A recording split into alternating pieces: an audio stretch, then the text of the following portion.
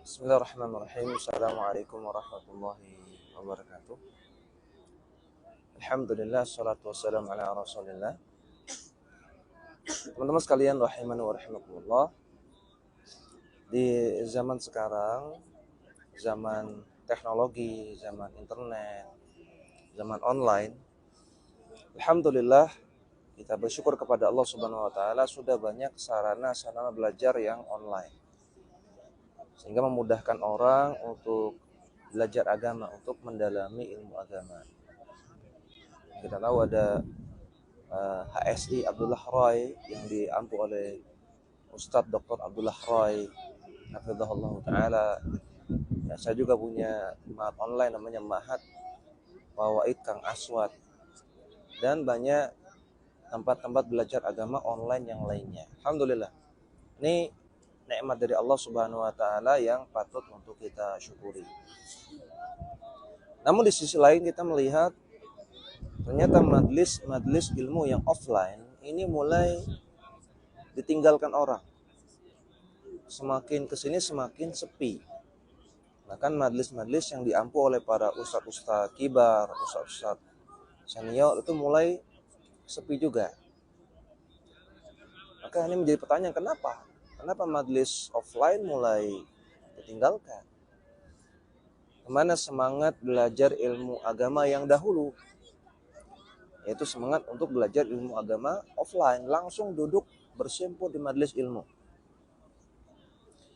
Artinya majlis ilmu online itu bagus, tapi jangan cukupkan diri dengan online saja. Online-nya di seriusi gitu ya. Yang offline juga jangan ditinggalkan. Bahkan yang offline itulah yang umdah, itulah yang utama.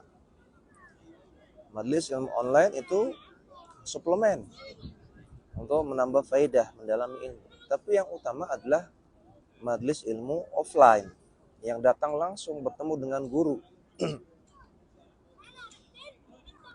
Kenapa demikian? Karena pertama, kalau kita lihat hadis-hadis dan juga ayat-ayat yang bicara tentang keutamaan majlis ilmu, itu semua bicara tentang majlis ilmu yang offline.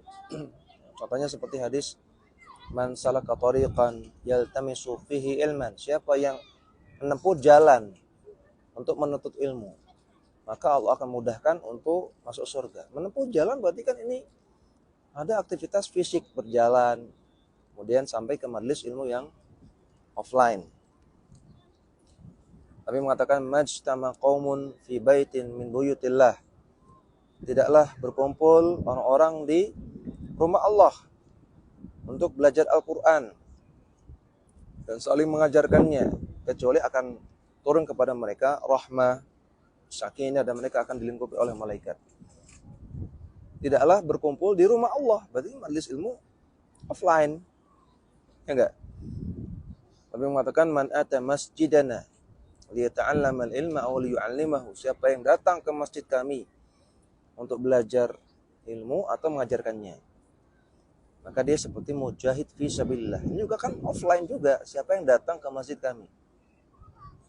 Dan masih banyak lagi ayat-ayat dan hadis-hadis yang bicara tentang keutamaan majlis ilmu, itu asalnya majlis ilmu yang offline. Demikian juga para ulama menulis kitab-kitab adab yang di dalamnya ada adab-adab majlis ilmu.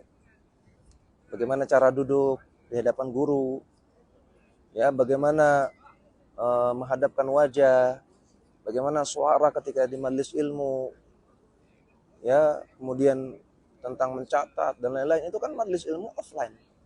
Adab-adab itu yang ditulis oleh para ulama berjilid-jilid, berkitab-kitab, itu tentang majlis ilmu offline. Ya, kalau majlis ilmu offline ditinggalkan, mau dikemanakan adab-adab ini? Ini kan juga kalau kita belajar di majlis ilmu yang offline, kita bisa melihat adab dari guru. Kita bisa belajar adab kepada guru kita langsung. Kita melihat bagaimana gerak-gerik beliau, bagaimana tutur kata beliau, bagaimana gestur tubuh beliau, bagaimana sikap beliau, bagaimana adab beliau. Orang yang datang ke majelis ilmu offline, dia akan belajar adab kepada guru secara langsung. Dan memang hukum asal belajar adalah talaqi. Para ulama, hukum asal belajar adalah talaqi. Talaqi artinya bertemu langsung dengan guru.